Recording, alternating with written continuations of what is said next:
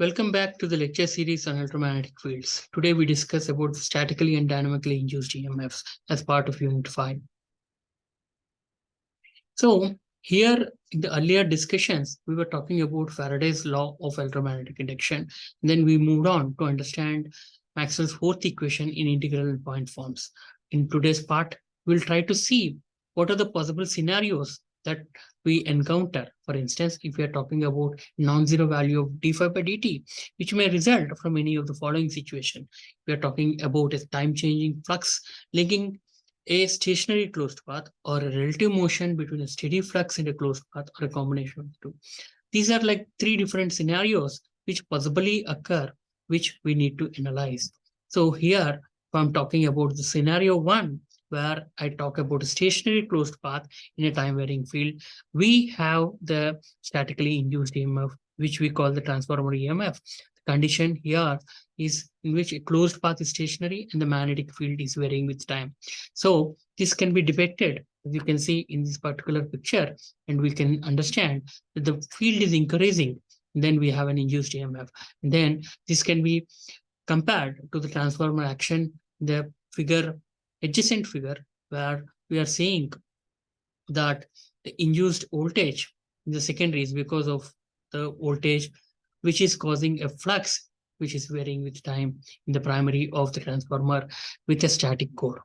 Now, if I'm trying to analyze this, if a closed stationary path in space which is linked with a changing magnetic field is considered, it is found that the induced voltage we induced around this path is equal to the negative rate of change of the total flux of the path.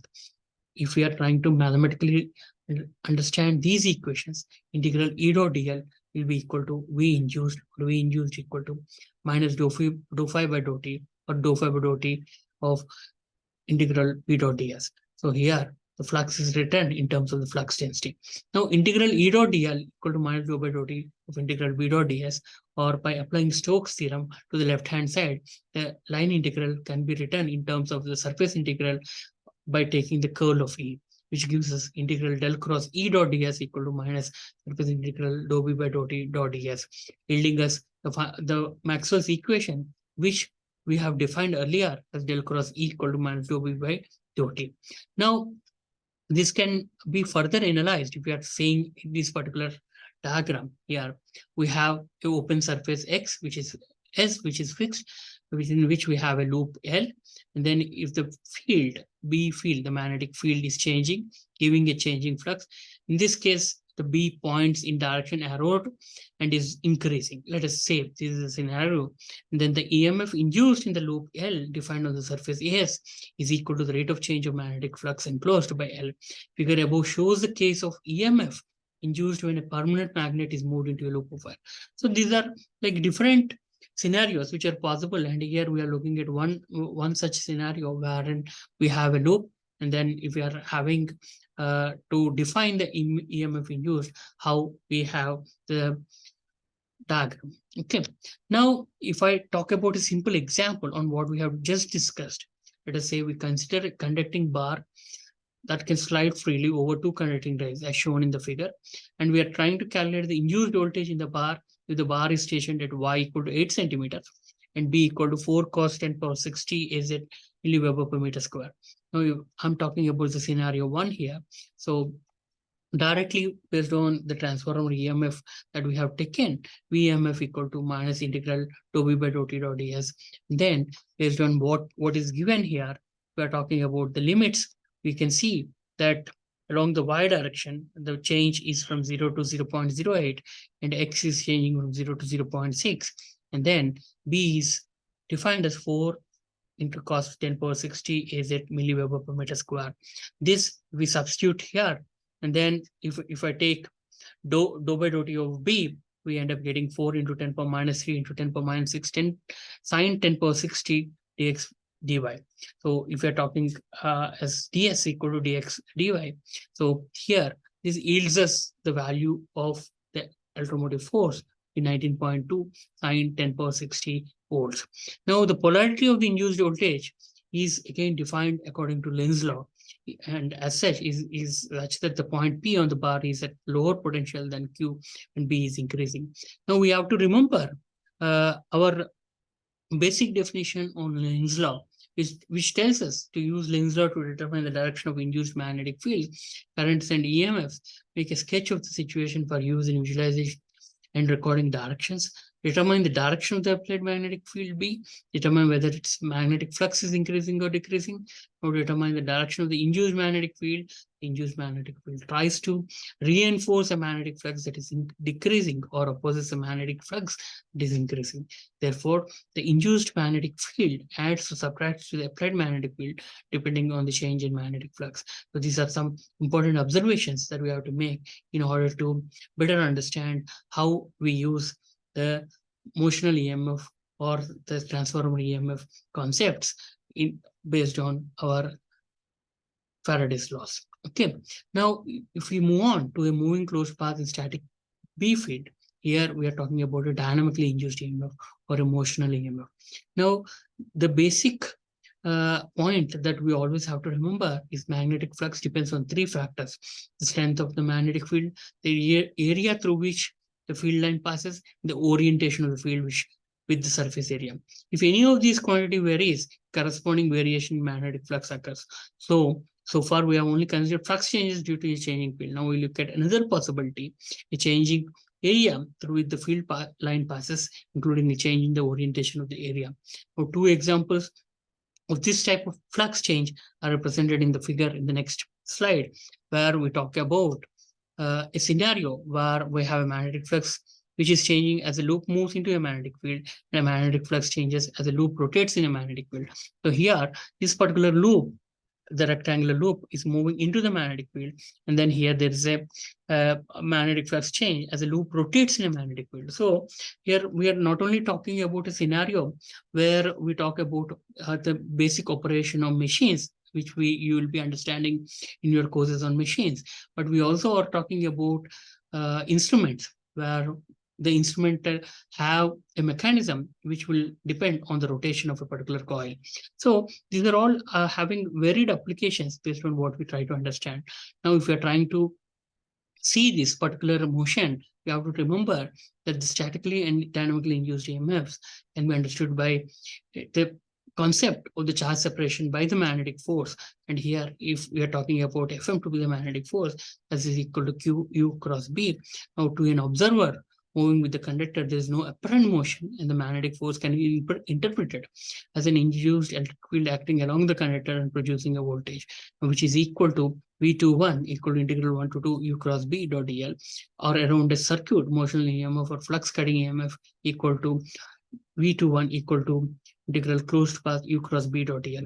This can be analyzed or understood better if we see at this particular picture, where we are indicating U in the direction of X, B in the Z direction, DL in the Y direction, and U cross B in the negative Y direction. Now here, Fm equal to U cross B can be written as EM equal to Fm by Q, which yields as U cross B, and then electromotive force, which is the motional EMF, exists in motors and generators, can be given by this equation, integral 2 to 1 U cross B dot dl. So this is very important that we have to understand this particular motion based on the generator action or a motor action here, as shown in the figure. Moving on, this particular concept could be understood with various examples. So if you're talking about a moving loop in time varying field, in the general case, a moving conducting loop is in a time varying magnetic field. Both transformer EMF and motional EMF are to be summed up. So here, the electromotive force would be given as integral dou B by dou T dot ds plus integral U cross B dot dl. Or we have the final equation of del cross E equal to minus dou B by dou T plus del cross U cross B. Now, we'll understand this particular example for the other two cases of the bar sliding at a velocity U equal to 20 AY meter per second and B equal to 4 AZ milliweb per meter square. And if the bar slides at a velocity U equal to 20 AY meter per second, and the magnetic flux density is given by 4 cos 10 power 60 minus y AZ milliweb per meter square. Now, in this case, the first case we have seen how we have got the V EMF to be 19.2 sine 10 power 60 volts.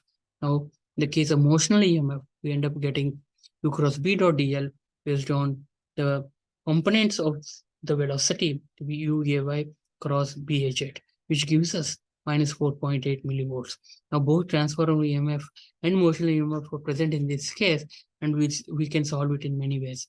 Now, if I'm solving it, we have V EMF equal to minus dψ by dt or xi equal to integral b dot ds. And then based on the limits, we end up getting this particular equation xi equal to minus 0.24 and 10 power 60 minus 5 plus 0.24 and 10 power 60 milliweber. Or if I'm evaluating dy by dt equal to u, where we have y equal to ut, or this gives us 20t, and psi equal to minus 0.24 sine 10 power 60 minus 20t plus 0.24 sine 10 power 60 milliweber.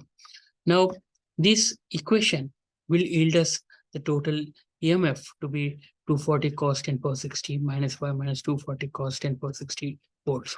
Now, there are some important things that you have to remember.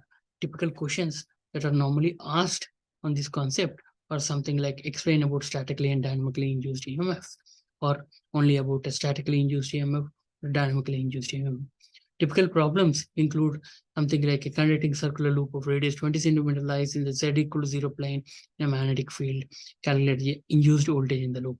So these are some interesting problems at the textbook, which can be used for your reference.